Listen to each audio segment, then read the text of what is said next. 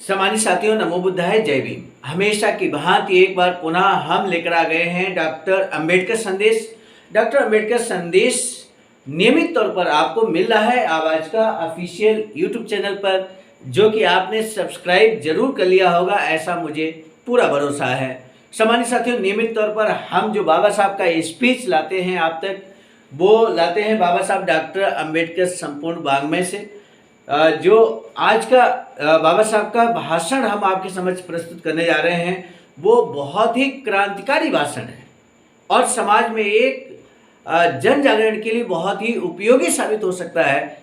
क्योंकि वीडियो आज का बहुत ही शानदार है, बाबा साहब का हूबहू स्पीच बहुत ही शानदार है, क्रांतिकारी है। इसलिए आपसे निवेदन है कि वीडियो को अंत तक जरूर देखने का कष्ट कीजिएगा।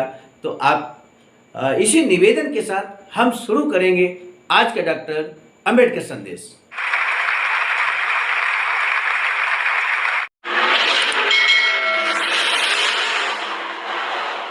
आज का डॉक्टर अंबेडकर संदेश जो कि प्रसारित किया जा रहा है Buddha Bodhisattva doctor Bhimrao Ambedkar international centre, Sarnath, Varanasi, राज्य उत्तर प्रदेश, देश भारत से मुक्ति का मार्ग क्या है, इसी विषय पर बाबा साहब का क्रांतिकारी स्पीच सुनिए। आज पहला भाग लेकर हम उपस्थित हैं आप सभी के बीच। बाबा साहब कहते हैं कि पहले शक्ति हासिल करो।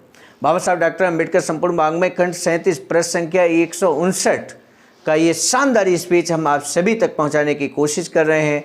येवला जिला नासिक में 13 अक्टूबर 1935 की घोषणा की पृष्ठभूमि में बाबा साहब डॉक्टर अंबेडकर ने 30 और 31 मई 1936 को दादर, मुंबई में एक सभा का आयोजन किया और उसमें बाबा साहब कहते हैं कि मैं गंभीरता से आपको विश्वास दिलाता हूं कि मैं हिंदू के रूप में नहीं मरूंगा। इस सभा का एकमात्र उद्देश्य धर्म परिवर्तन आंदोलन के लिए अपने लोगों के समर्थन का आकलन करना था। यहाँ लगभग 30,000 बहुजन उपस्थित थे।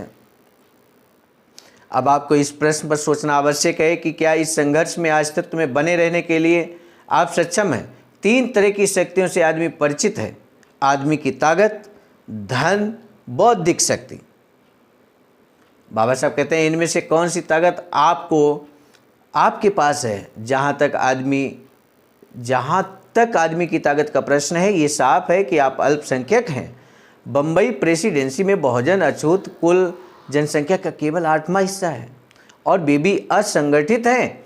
उनकी अपनी जातियाँ उनको संगठित होने की आज्ञा भी नहीं देती। वे भली भांति जुड़े भी नहीं हैं, बल्कि गांवों में बिखरे हुए हैं।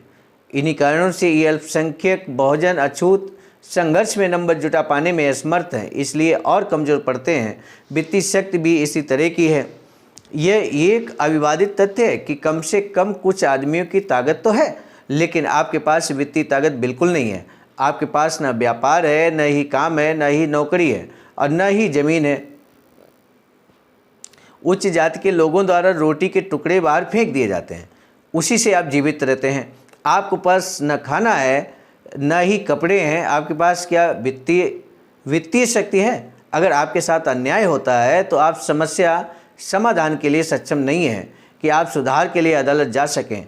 हजारों बहुजनों का अपमान सहन करते हैं क्योंकि अदालत जाने को उनके पास धन नहीं है और निडर शोषक के हाथों तानाशाही और अत्याचार बिना सिसकी के सहने को मजबूर हैं क्योंकि वे अदालत के खर्चों का वहन करने में सक्षम नहीं हैं। बौद्धिक शक्ति की स्थिति भी अभी तक खराब है। सदियों से आपने न केवल शोषकों की सेवा की है, बल्कि उसकी तानाशाही व अपमान भी झेले हैं बिना किसी शिकायत या शिकवे के, क्योंकि आप मुंहतोड़ जवाब नहीं देते तथा विद्रोह करने के स्वर मर चुके हैं।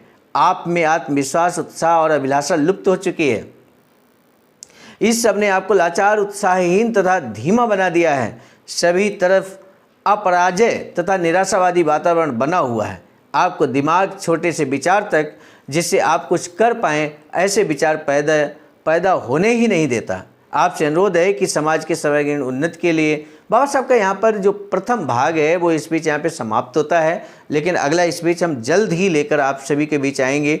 हम आपको बता दें, बाबा साहब की एक अधूरी इच्छा वैचारिक सेंटर बनाने की थी, जो कि इस समय आवाज़ का BB3 आईडासा के माध्यम से, उसके सहयोग से, आप सभी के सहयोग से सारनाथ, वाराणसी में निर्माणाधीन है। SBI account number, IFSC code यहाँ पर स्क्रीन पर प्रदर्शित है। बहुजन बोधि समाज संघर्ष समिति से के नाम से ये अकाउंट है। इसमें आप धमदान करेंगे तो निश्चित है यहाँ पर किया गया आपका बहुमूल्य धमदान सीधे वैचारिकी सेंटर में लगेगा, जो कि बाबा साहब की अधूरी इच्छा थी। सम्मानित साथियों, आपसे निवेदन है कि आप भी धमदान जरूर करें और वैचारिकी सेंटर के निर्माण में आपका भी अहम योगदान हो। आने वाले समय में जो शिला लेके यहाँ पर लगेगा, आपका भी नाम सम्मान के साथ अंकित किया जाएगा। इसी आश्वासन के साथ हम आपको बता दें, आज का डॉक्टर अम्बेडकर संदेश हम लेकर आए थे आप तक मिशन नायक बुद्ध मित्र मुसाफिर सर राष्ट्रीय महासचिव आवाज़ का नई दिल्ली की प्रेरणा में, और साथ ही साथ संकलनकर्ता के रूप में परम आदरणीय विजय कुमार बौद्ध जी, प्रांतीय कोषाध्यक्ष आवाज़ का बिहार,